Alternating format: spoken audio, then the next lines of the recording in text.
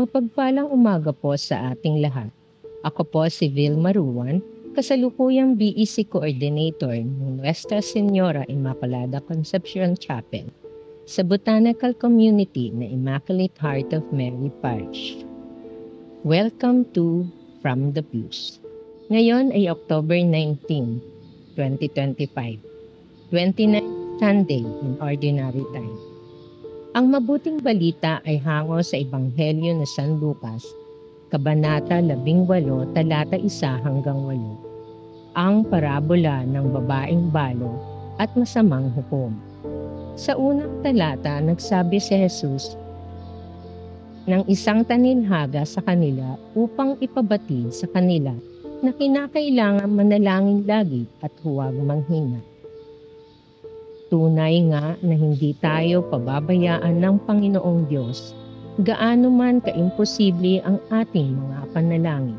Sa patuloy na pagdarasal araw-araw ay makakamtan din natin ang ating mga kahilingan at pagsusumamo. Huwag tayong manawa sa pananalangin, gaano mang katagal ang tugon na ating inaasam. May 2012 pumanaw ang aking ama. Ninais kong matulog na lamang at hindi na magising dahil sa sobrang sakit na aking nadarama. Kinailangan kong maging matatag para sa aking ina at aking bunso na 7 taong gulang pa lamang, sapagkat ang aking asawa ay naghahanap buhay sa malayong lugar.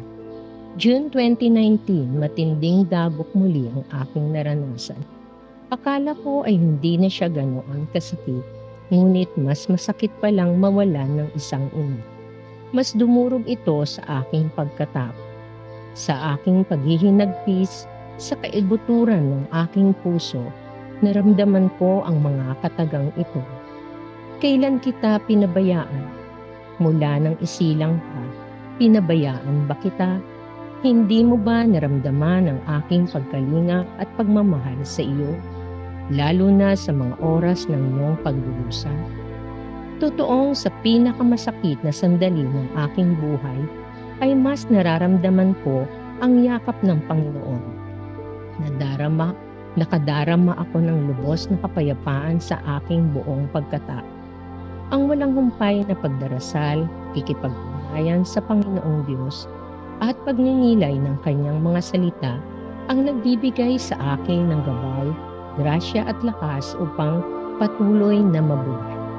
Ikaw, kagaya ko, patuloy ka rin ba sa iyong buhay panalangin sa kabila ng mga pagsubok? Naniniwala ka rin ba na kahit kailan ay hindi ka pinabayaan ng Panginoong Diyos? Umaasa ka rin ba na gaano man katagal ay didinggin din ang iyong mga panalangin? Manalangin tayo. Panginoong Diyos, aking Ama, tulungan mo po akong patuloy na manalangin. Naniniwala po ako na kasama kita at hindi mo ako pababayaan.